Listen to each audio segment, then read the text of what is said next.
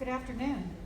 Good afternoon. I would say, how many of you have, been part of the Urban Fantasy track before? But I'm pretty sure that's going to be a good bunch of you. But I'd still like to see your hands because it makes me feel good. So, how many of you come to our? All right, thank you. We appreciate your support. This is the 5th year of the track. How many of you have been coming every single year? All right, thank you. And how many of you come to Jim's solo Q&As every single time? All right, thank you. But without further ado, I would like to, one thing though, no flash photography, please, okay? But let's get right to it. Here he is, the man himself, Jim Butcher.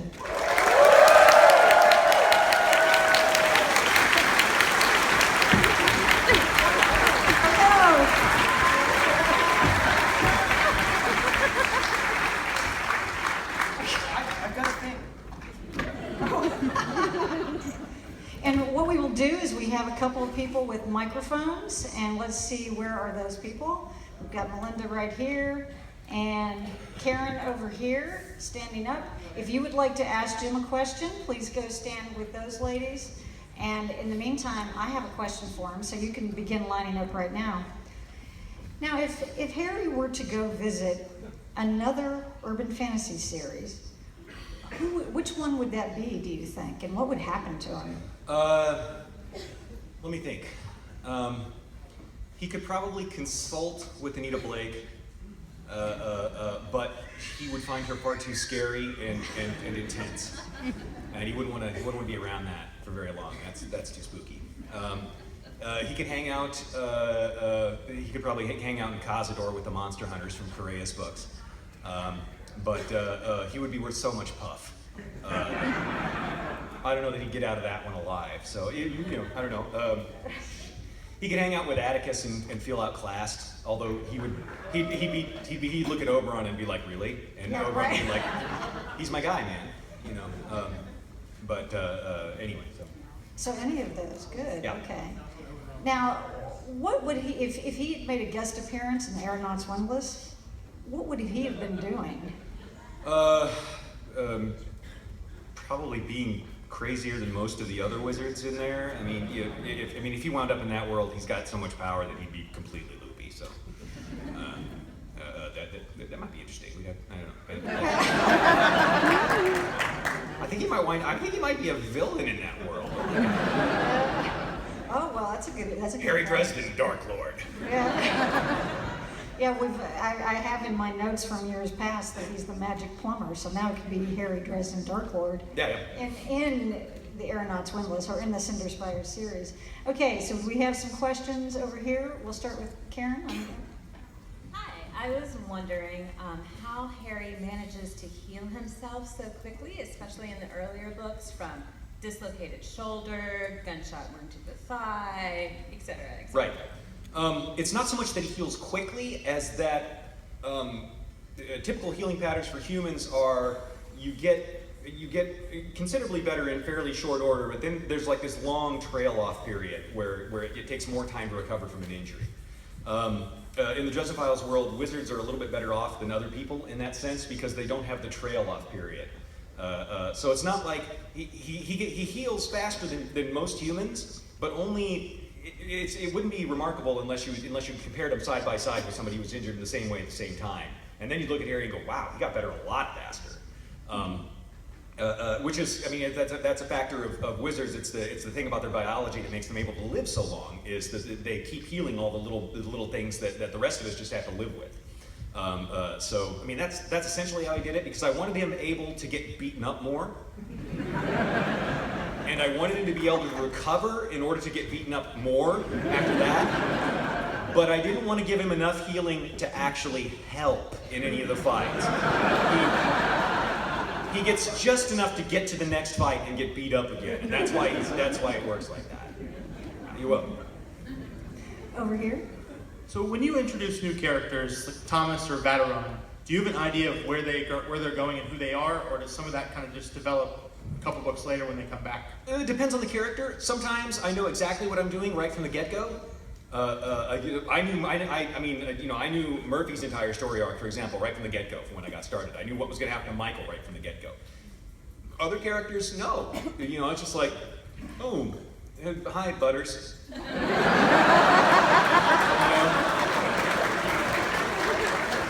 I mean, Butters was a one-off character that, I mean, he was an extra on the show that was just there to, there was a particularly gruesome morgue scene where people were brushing bits of, you know, cubes of meat off of a corpse. And I wanted somebody there who would kind of lighten that scene a little bit with a little bit of comedy relief. So basically what I did was I stole the medical examiner from the movie The Prophecy, and I shaved off his head and put a black curly wig on him and made him shorter and skinnier and Jewish and with a polka fetish. And that was going to be my little one-off character. But he was so popular that then later in the series, this was actually one of those things that the exigencies of the service, as it were, demanded that I change some things, because originally the 7th book was going to be Proven Guilty, and Deadbeat wasn't going to be until book 8. But my editor came to me and said, and asked me about the plot to Proven Guilty, and I was like, well, it's a little bit more of a quiet plot. It's going to be focused on, you know, it's going to be focused on Molly Carpenter and Harry picking up an apprentice. And she's like, yeah, you might want to think about a plot that's a little bit bigger, a little bit thicker, a little bit heavier. And I'm like, are you saying I'm going to hardback? She says, I'm not saying that. But you should take my advice. And so I'm like, okay. And so I was writing this book a year early. I had to rearrange because, I mean, I had to start breaking ground the next day. So I had like a day to outline it. And I'm sitting there thinking, okay, well, I've got to give Harry a sidekick, because he has a sidekick in every book. Who's Harry's sidekick in this book going to be? And he's going to be fighting necromancers. And let me think. You know who's a really good balance to necromancers? The medical examiner, because we've got that death theme going on. You know, the whole thing. I mean, we're going to have zombies countered by medical examiner. That's perfect because it's thematic, and yet no help to Dresden whatsoever.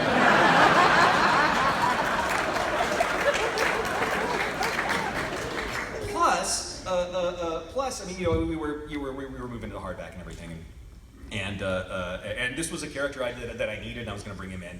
And once I had him in there, the benefit of it was that from a business perspective, I needed this character there who would be around asking Dresden all kinds of questions, because this was the first hardback, which meant it was going to be an introduction book for a lot of people.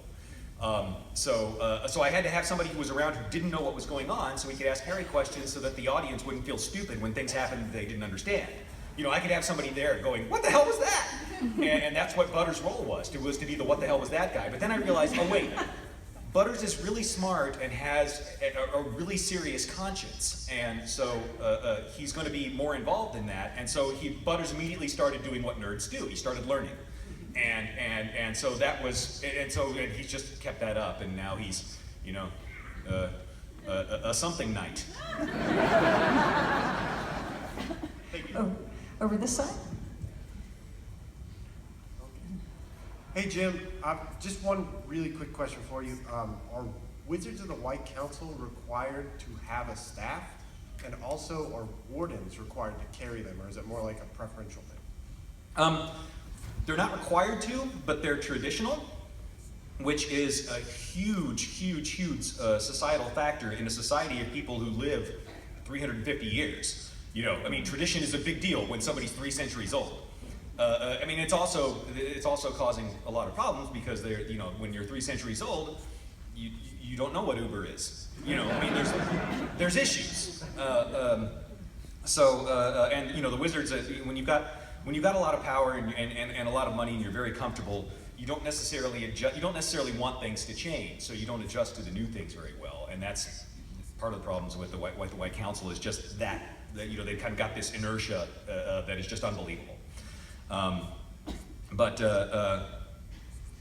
sorry, what was the question again? I'm halfway through my first caffeine of the day. Basically, do they have to carry the staff? That's right. They don't have to, but it's such a useful tool. It's kind of dumb not to. I mean, it's sort of Wizard 101 is, all right, and now we're going to make your first staff, you know, and because you can use the staff for a lot of different things. It's a generalized tool, so it's super useful. Plus, you can thump people on the head with it if you have to. And I mean, really, just having something solid that you can put between you and the monster when you need to do it is kind of a big deal. You know, it's good not to just rely completely on the magic. Although the really advanced wizards kind of look at staffs and are like, child's toys, you know, like that.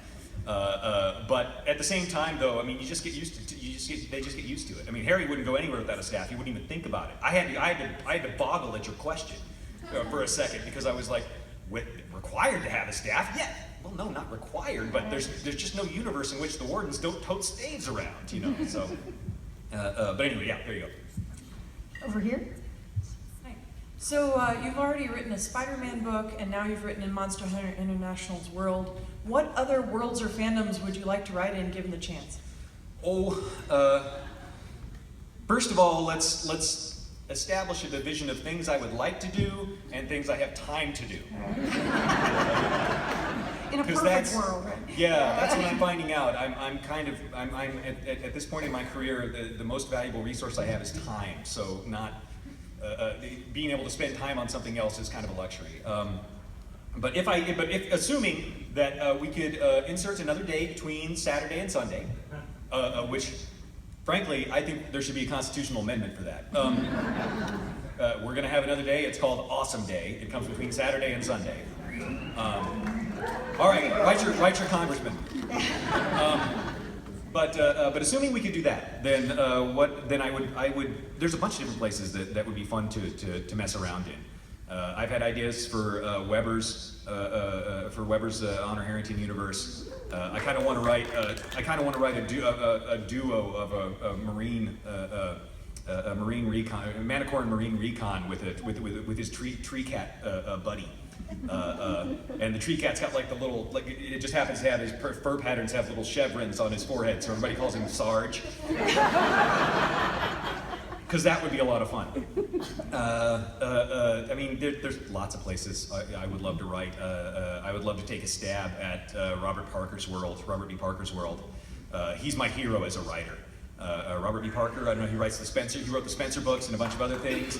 He wrote books for years and years and years. They came out on a regular basis. They were all good. They weren't very long because the man was brilliant. And he just kept writing and saying some, good and important things. I think he wrote the best long-running serious relationship in mystery that's ever been done between Spencer and Susan. And then Robert Parker, when he died at the keyboard like a man. Man, that is my goal. He lived a long life, wrote awesome books, died while he was working. It's like, okay, that's cool. I would love to do that, just kind of that would be a spiritual experience for me. And there's probably other people. I mean, I like.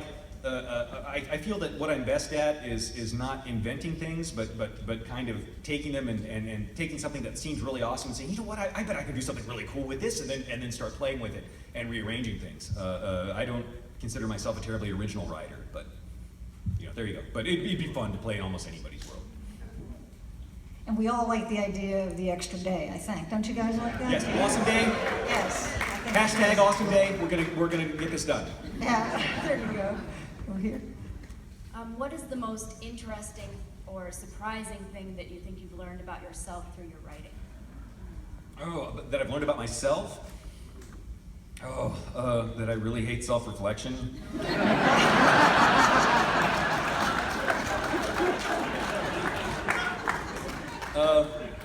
Sometimes I worry that I'm a little too nice and get walked on. I just hate saying no to people. I like to say yes to people and make them happy. So I'm at too many conventions, not getting enough work done, that kind of thing, so. Yeah, for being at conventions, not getting work done? No. Yeah, see, you say this to my face, but later you'll be like, I really wish that next book would come out. It's like, I see you. Okay, this side. Does Oberon still exist as a mantle? I'm sorry, could you say that again? Does Oberon still exist as a mantle in the universe? Oh, does Oberon still exist? No, he died horribly around Shakespeare's time. Oberon tried to get between, tried to run a game with Mab and Titania, and you can imagine how that ended up. That was one of those things where Prometheus is like, oh, poor guy. Oh.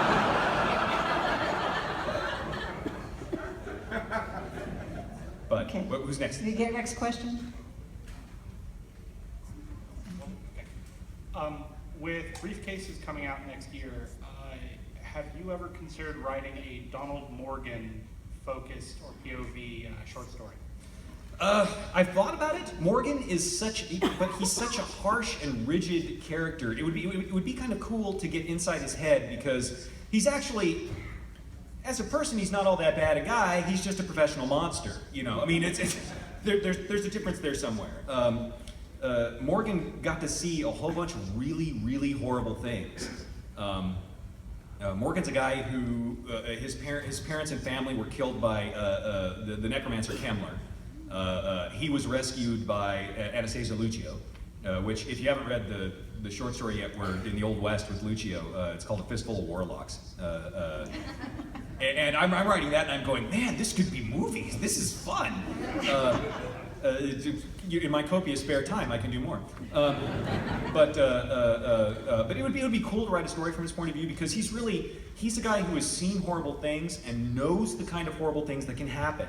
And so people look at him and go, "Oh, you're too rigid. You're too mean. You're too harsh."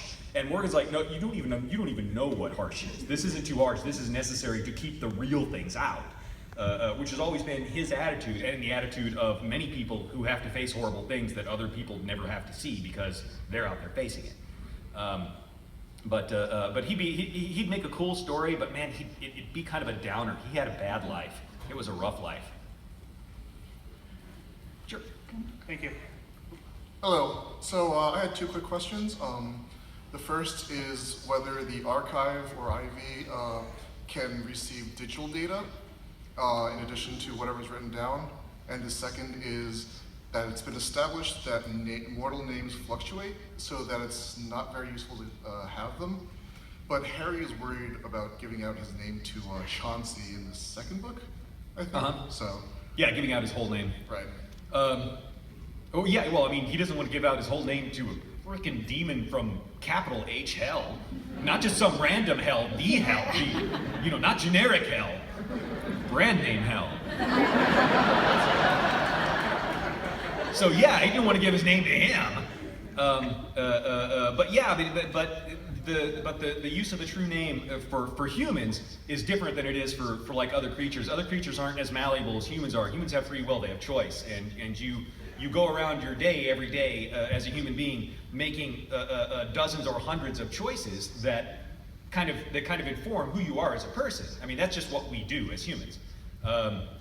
And over time, that can change you if you start making different choices. And if that happens, then you don't think of yourself the same way anymore. You won't even say your name the same anymore, necessarily. Not precisely. I mean, you'd have to get like a microphone and record it and see the digital thing to change it. But wizards just kind of get that part instinctively because they've been doing it for thousands of years. But as far as Ivy getting digital information, yes, and she wasn't built for it, and you'll get to see more of that at some point soon. Something to look forward to. I basically these days Ivy's like, porn, so much porn.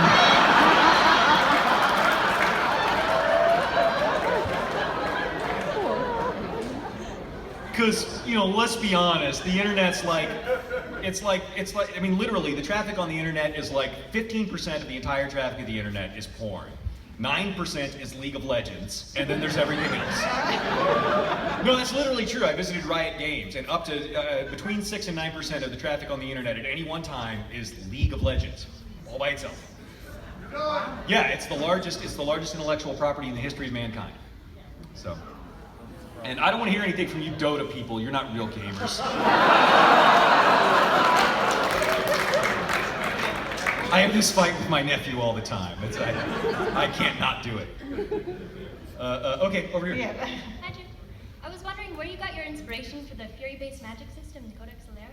For the Fury-based system in Codex Alera? Okay, this is a story. Now you've stumbled upon a story here. Many, many moons ago, before the 2000s, when the internet was new and history was as yet a dream, there was Del Rey ran an online writers workshop for people who wanted to be writers. And basically what it was it was basically a bulletin board where you could post your stuff and writers could talk about things, and occasionally an editor or author would come by and take a look at things and say something and then flee in horror. As they were immediately, somebody would, as 50,000 people tried to bury them with their short stories and manuscripts whenever they surfaced. But so mostly it was the wannabe writers, and I was sort of at the end of my wannabe writer period because I'd already been working for many years. And there was an argument that was going on online, and it was one of those arguments where you read the other guy's what he had to say, and then you hit reply, caps lock, start typing. And this particular argument that had come down was this argument between the idea of, there was one side of the argument that held up the notion that what you needed for a good book was a good idea. If you had the holy idea, THI, then your book would be successful no matter how terribly written it was. And they held up Jurassic Park as an example. You know, it's like, look, this couldn't miss. Genetically re-engineered dinosaurs, nobody could screw that up. And so that was one side of the argument. The other side of the argument was, this was the side I was on, was that no matter how old and tired and worn out a story is, a writer, if you're really a writer, you can put your own spin on that story and make it a good story that people are going to like and enjoy. How many versions of Romeo and Juliet have we seen? You know, like that. So that argument went back and forth for a while. And finally, I was sort of championing this side, and there was another guy championing this side. And finally he says, why don't you put your money where your mouth is? Why don't you let me give you a terrible idea, and we'll see if you can write it into a successful story. And because I was younger and cockier and thought more of myself at the time, I said, no, I tell you what, why don't you give me 2 terrible ideas, and I'll use them both. And the guy says, fine. First idea is Lost Roman Legion. I'm so sick of Lost Roman Legions. All the Lost Roman Legions should have been found by now. I said, okay, Lost Roman Legion, got it. What's the second terrible idea? And he says, Pokemon.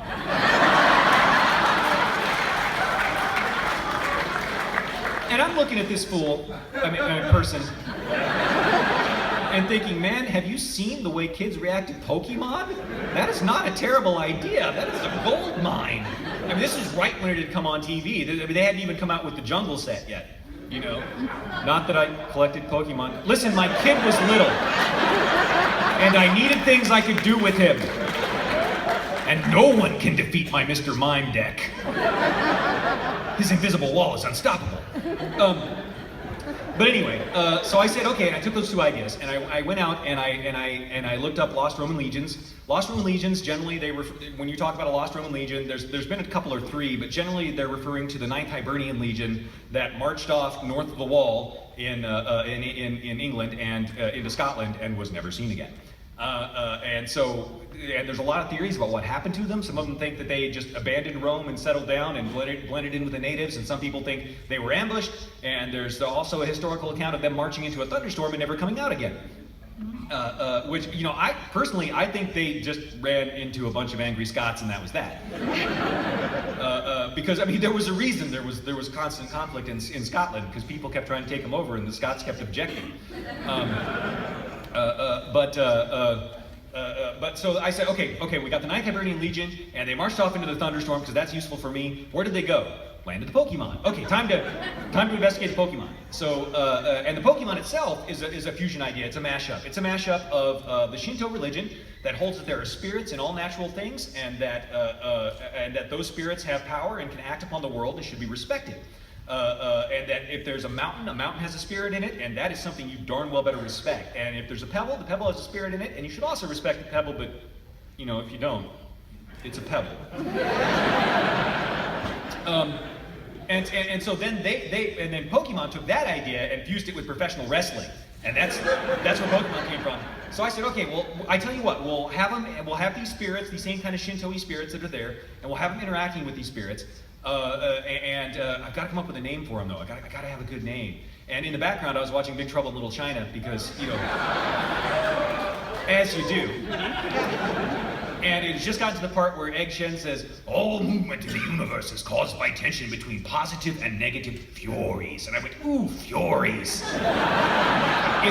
It's even Greco-Roman. That's awesome. And so well, okay, we're going to call them Furies, and then we're start. But if you read through that series again, and you get to the first battle at the ford, where everyone is summoning their Furies, the first Fury fight at the river, and it's like, Brutus, I choose you. I mean, it's really, just start playing the Pokemon music at the start of that, and you'll go, that Jim Butcher is a damn hack. So that's where it came from.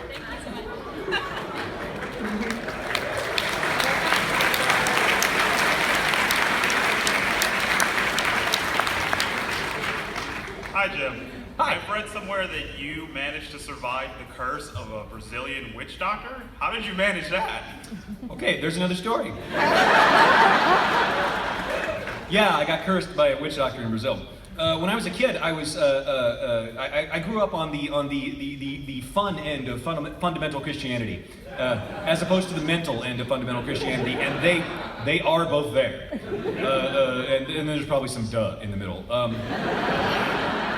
But we were on a mission trip to Brazil, and so what we did was we went down to Rio, and during the week we went out, and I was with a choir. It was a multi-denominational organization made up of kids from churches from all over Kansas City. And so we went out and we would go down and sing, and we would sing at the harbor in Brazil, where people would commute back and forth from their jobs to their homes in Rio. This was an exciting party Rio. This was middle of the winter Rio, so I mean it was just kind of workaday Rio. And so we would sing, and then someone from the Primeira Igreja Batista de Rio de Janeiro, the First Baptist Church of Rio, would come and do a little sermon, and then we'd sing some more, and then they'd talk, and we did that. And then on the weekends we would go out and we would do that in country markets. Now in the U.S., when you think country or farmer's market, you think kind of like a small town parking lot, and there's like maybe like a McDonald's and a gas/bait store. And then like an empty lot where some farmers will come in with their trucks and sell stuff, and that's kind of what you think.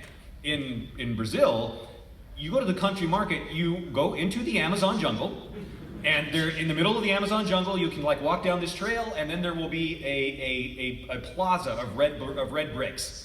Not the size, half the size of this room. And then people will come in from, like farmers will come in from all over whatever valley you're in, and they will sell their stuff.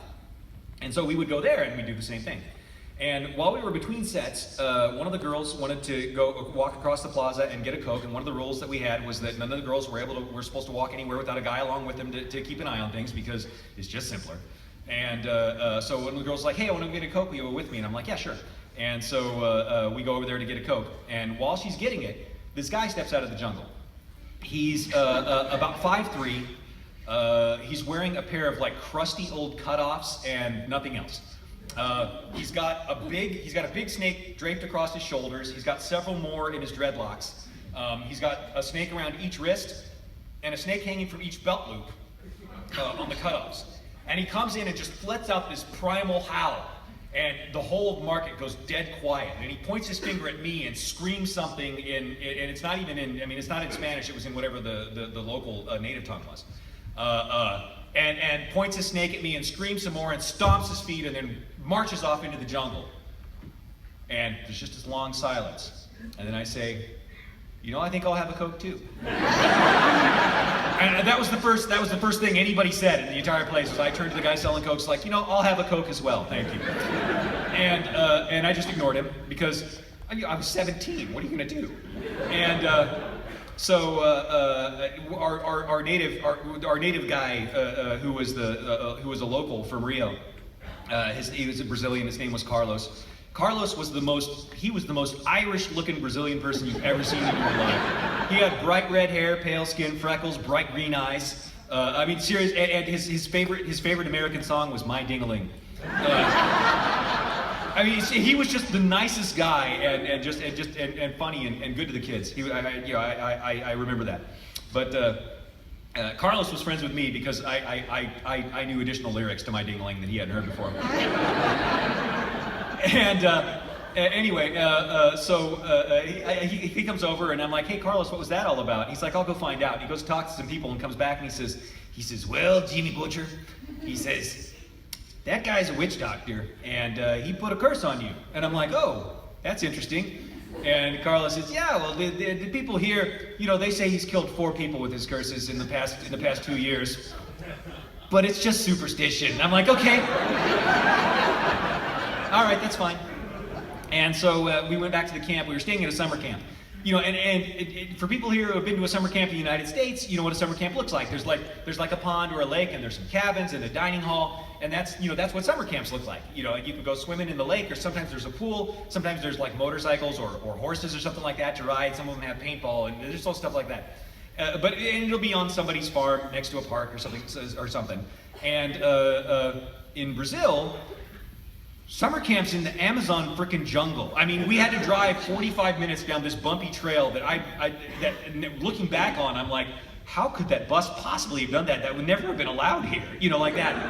And then that got you to the dining hall, which was an open-walled dining hall. It was just like a pavilion because that's all you need there. And then there was another half-mile walk back on a trail through the jungle, a dark trail through the jungle to the cabins. So we got back, we got to the dining hall, and we're walking back to the cabins, and I'm walking with Carlos at the back, and the rest of there's 2 flashlights, and Carlos has one, and the guy in the front has one, and all the kids are kind of strung out between talking as we're going back. And we're walking back along, and I look back over my shoulder, and Carlos's light has stopped, and it's just shining on the ground. And so I go back over to Carlos, and I say, hey, what's going on? And I look down, and I look down, and there's this track in the ground, and Carlos says, that is a Jaguar track, Jimmy Butcher. And I can't remember seeing one this big before.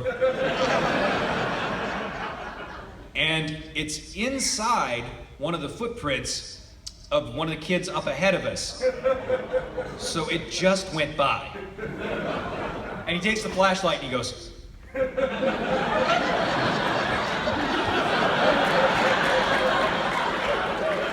he says, I like you, man, stay close. And so we walk back to the cabin, and we're leaving the next day, and I'm so tired of being there because I'm like a complete coward about new foods. Like, I have a rule. I will try 2 new foods each and every year. And there was just, it was just so different there, and I was starving, and I was just so ready to go home and have hamburgers and French fries. Hamburgers without poached eggs on them. That's a thing. In Brazil, it's a thing. And so I'm getting ready to pack up, and I'm loading up everything. This is my second trip to Brazil. So I had learned some things, and this time I brought a giant thing of Kool-Aid mix with me, right? So that I could have something besides bottled water. And so I'm packing up, I'm cleaning everything up. I pick up my big thing of Kool-Aid, and I'm getting ready to put it in my bag. I pick it up and turn it like this, and on the other side of the Kool-Aid thing is a spider, about as big as my hand. And it jumps at me, and I like bat it out of the air and jump back. I'm like, and it's a cabin full of teenage boys between 14 and 18. So it goes crazy. It just goes insane at that point. Where everybody's like, oh, wait, you can't kill it yet. I'm like, get out of the way, I'm just gonna kill it and go to bed. They're like, you can't kill it yet, we gotta get the video camera.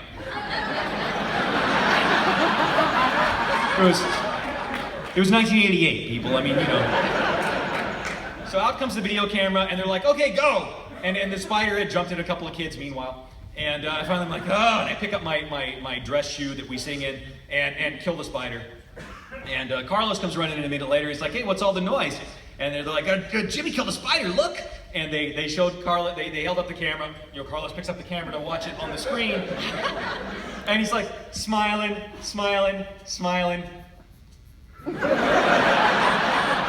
Like that. And then he kind of lowers the camera and looks around, and he says, did this spider bite you, Jimmy? And I'm like, no. He's like, you absolutely sure? I'm like, yeah, why? He's like, well, it's like 45 minutes to the road, another 30 minutes to the hospital, and I think you'd only have about 60 minutes. You're kind of little at your size, I don't know, man. I'm like, okay, thanks, that's awesome. So the next morning, I was the first one awake because I had been dreaming about spiders all night. And I go down to the showers to get a shower, and I kind of go up to the shower door, and I'm like, and I turn around, and I get a mop, and I push the shower door open. Sure enough, there's a snake in there, which has happened like 4 other days of the 10 days we were there. So it's not like it was not like I was stunned by that at this point. But I go and shake Carlos awake. I'm like, Carlos, there's a snake in the shower again. He's like, okay, I'll get the hook. And he gets the hook and he runs down to the shower and runs out again a minute later. And runs down the trail to the camp director's house, which is down by the dining hall. And then they come back up carrying a pole with a cable on it.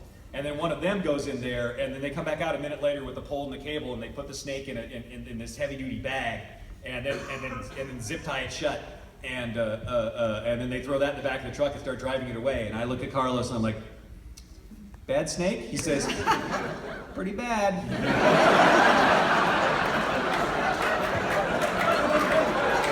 I said, yeah, I want to go home. So the next day we got to tour the city and of Rio. We actually did tourist stuff, and we saw Sugarloaf, and went to a beach in the middle of winter. And we went to a mall and did some shopping and so on. And then we got to eat at a Brazilian steakhouse, which they hadn't really imported to the United States very much at that time. And this was hardcore. They don't give you any go stop plate holders or anything. They give you food unless you tell them no. So if you're talking to your friend here and the waiter comes up on this side, you have more meat on your plate unless you caught it. I ate monkey and anaconda at the same meal there, not knowing it. But then we go to the plane, we're getting ready to fly home, and a couple of guys from the First Baptist Church of Rio come running up to us. And they're all, wait, don't get on the plane yet. And I'm like, why? They're like, we want to get video of you getting on the plane and going home safely. Can you just identify who you are? And I'm like, sure. I said, hi, I'm Jimmy Butcher from America, and I've been down here singing with Kansas City Eats for Christ, and now I'm going to go home and eat some hamburgers and french fries. Bye. And then I got on the plane. Didn't think anything else of it.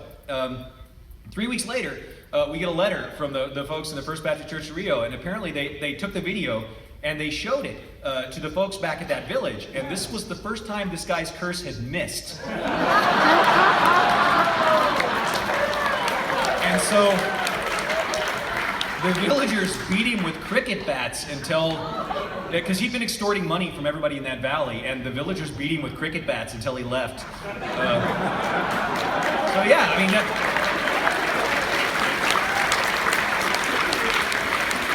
mean, what happened there? Was that coincidence? Was that magic? Was it parapsychology? Was it psychology? I don't know, but that's what happened. And you can attribute it to either Coke or Carlos, maybe, that you managed to escape. Oh yeah. Well, Carlos handled all the dangerous stuff except the spider, So right. That was just a spider. So.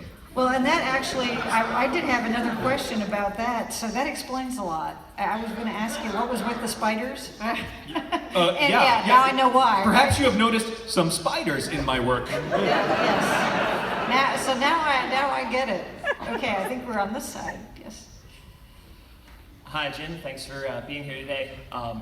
My question concerns Harry and Lashiel, and I've always wondered what Harry would be capable if he fully cooperated with Lashiel. The Dresden Files at Changes was a huge crossroads for the series because I had a very limited view of what was going to happen for the next 8 or 9 books after Changes. I mean, I knew what Ghost Story was going to be because that was the 13th book in the series, and I've got a wizard PI, so he's got to solve his own murder, obviously. But it was a big crossroads because Harry could have taken 3 paths to go get Maggie. Well, he could have taken a 4th path, which would have been suicidally charged, and that could have happened. Except I wanted to keep making money. I had this thing with my kid was going to go to school, and I thought perhaps he should have an education, so I thought I would do that. But his 3 choices were he could go with because he still remembers all the stuff from the Dark Hallow.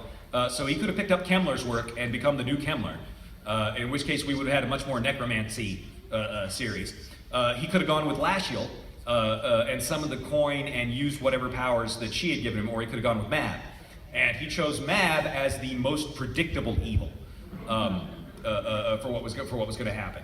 Not the least evil, but the most reliable one. So he did that. But had he gone with Lashiel, essentially, she would have been his black magic tutor. Bob would have had a huge crush. she would have been, she would have kind of been around him all the time. It would have been her keeping him alive over time, over the next book, although it would have been a slightly different book.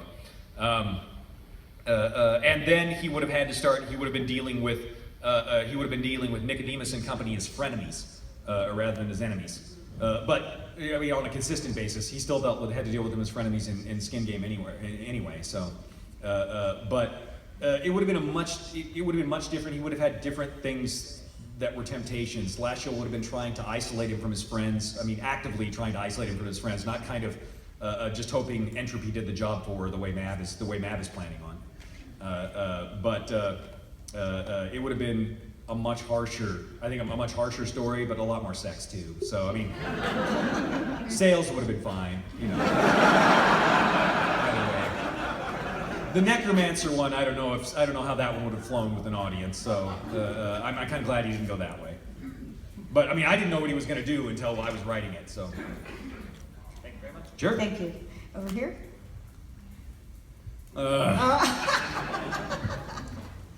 Well, who are you? Oh. I'm Jim, I write the Dresden Files. My name is Jim, I write the Dresden Files. And there's a million words I haven't done. Just you wait, just you wait.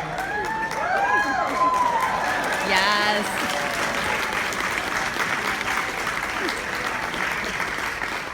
Or do you think this is so easy? I have one question for you. What comes next? Soon you'll see. You'll get to read what's been written by me. Sorry. All right, for you non-musical theater nerds in the audience, that was hilarious.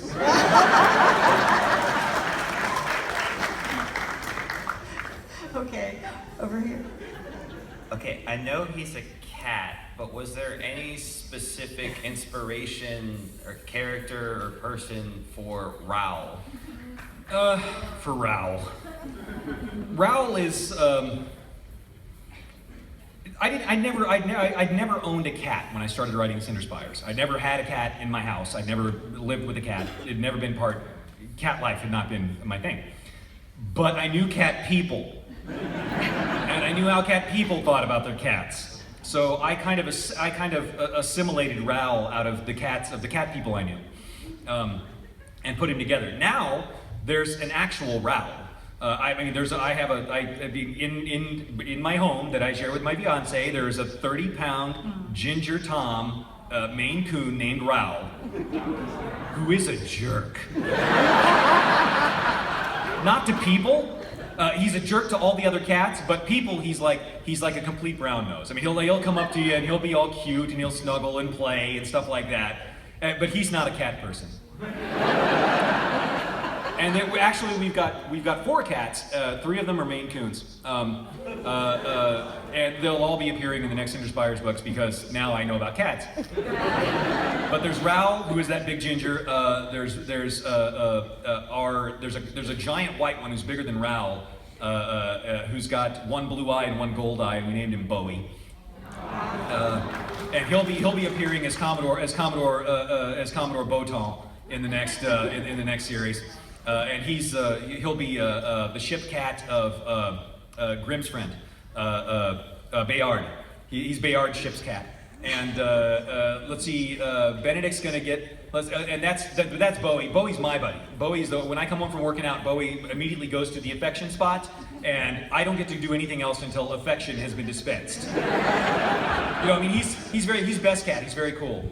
And then there's Meryl. Meryl is Bowie's little sister, and she's an all-black cat, and she's a ninja. She is the knight. She lurks in all the high places and looks down on all the other cats because they're too big to jump up there.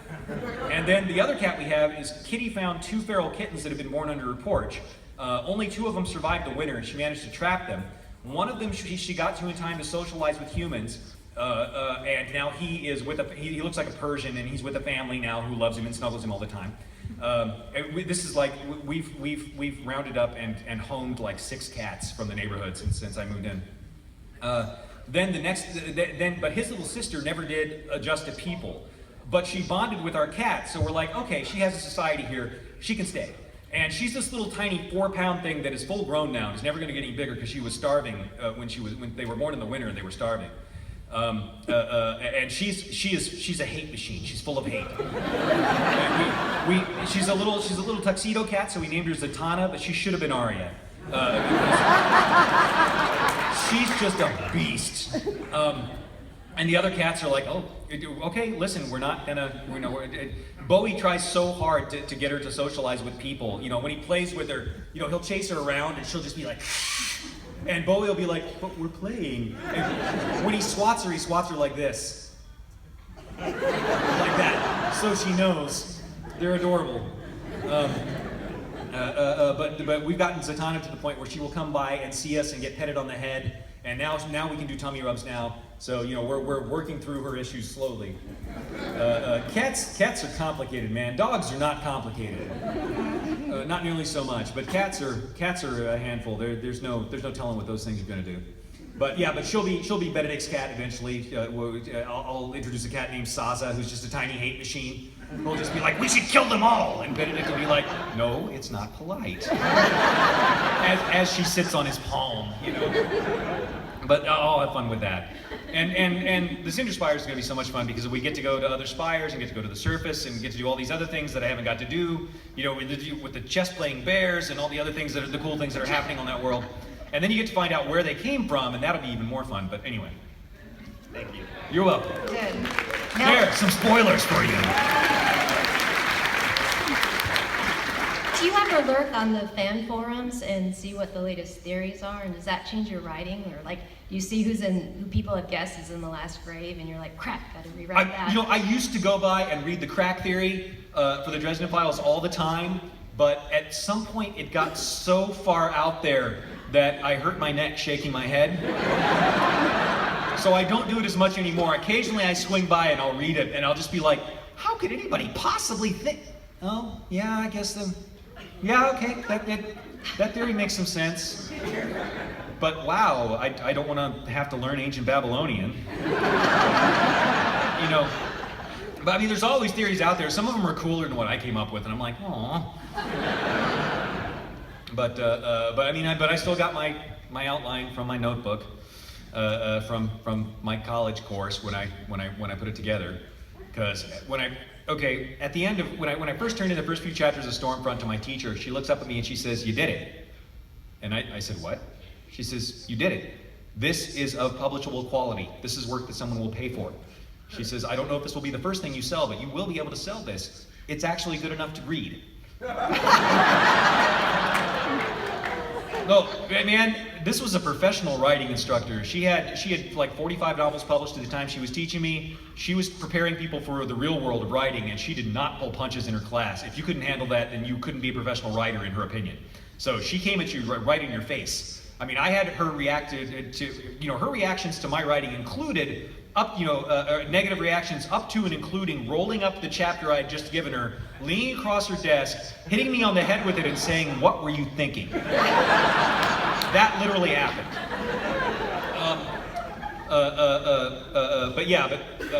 But after she did that, after she looked at those first two chapters and said, this is good enough, I was like, wow, because she had never said anything positive before. Never. And it was all of a sudden, it was just like from 0 to 100 miles an hour. You're awful, you're awful, you're awful. You can be a published writer now. Like that. I mean, that was how it went. And then she says, now you need to plan the rest of it. And she meant the rest of the book. But I went home and planned out the rest of the series. And then I came back in for the next consultation the next week, and I was all like, did you see this? I mean, and here's what we're gonna do. I'm thinking a 20-book series, and like with a big old 3-book capstone trilogy at the end, like the big thick honking books for the capstone trilogy at the end. But we'll have like 20 of these case books to build up to it, and then the big epic thing at the end. What do you think? And she looks at me, and I can remember the look on her face. Because she was thinking, and I know that she was thinking, I don't want to discourage Jim now that I finally got him on board with the writing program. Now that he's finally enthusiastic about what I'm teaching him, I don't want to discourage him. But I also don't want to tell him to go start writing a 20-book series and try and sell that, because there's no way he's going to sell it. So, and I just saw her, and looking back, I can see what she was thinking, you know, at the time. I finally saw her think to herself, okay, Wile E. Coyote, just run right off that cliff. But apparently I never looked down, because nobody told me it was impossible to sell that series. So, seems to be working out. But at this point, the notebook was so important. I'm superstitious about forgetting it now, so I'm just sticking with the plan that I made when I was 25, because that kid was a moron, but he was onto something. So. Howdy, Jim. Hey. Oh, I'm sorry.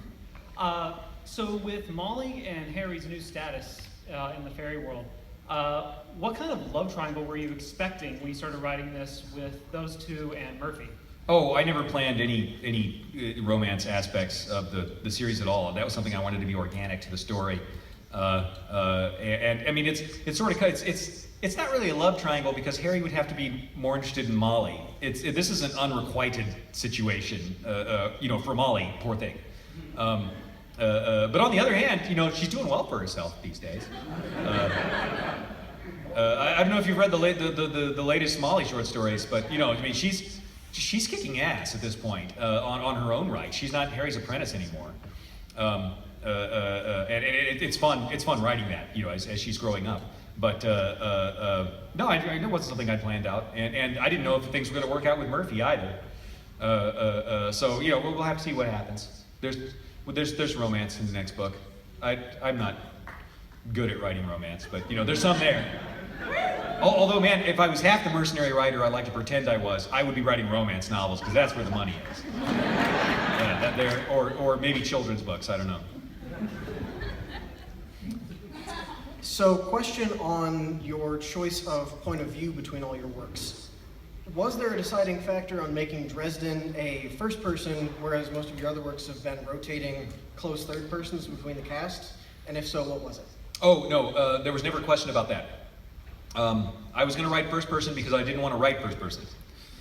When I decided to write Stormfront, you have to understand that I was at this point where I'd been working with my writing teacher for a couple of years, and she'd been trying to get me to do some other stuff, but I was writing Swords and Horses fantasy. I was going to write epic fantasy. That's what I was going to do. And she kept trying to encourage me to write new things and different things. And like, you don't understand. I'm a fantasy author. You know, like that. And my fantasies look exactly like Tolkien. You know, I mean, that was how things are. And at some point, finally, I'd been arguing with her because, you know, I was 25 and I knew everything. And so finally she says, finally I said, okay, you know what? I'm going to prove to her that she's wrong. And you know how I'm going to do it? I'm going to do it by following her every instruction. I'm going to fill out every little form. I'm going to do every character outline. I'm going to do absolutely every little thing that she wants me to do. And that's going to show her, and at the end of the process, she's going to see what total cookie cutter pablum crap emerges from that kind of rigid writing process. And so I wrote the first book of the Dresden Files. which clearly showed her. But anyway, so I mean that was where that got started. As far as writing third person, I think writing in third person gives you many more options of how to tell your story and how to present drama, which is another way of saying much more rope with which to hang yourself.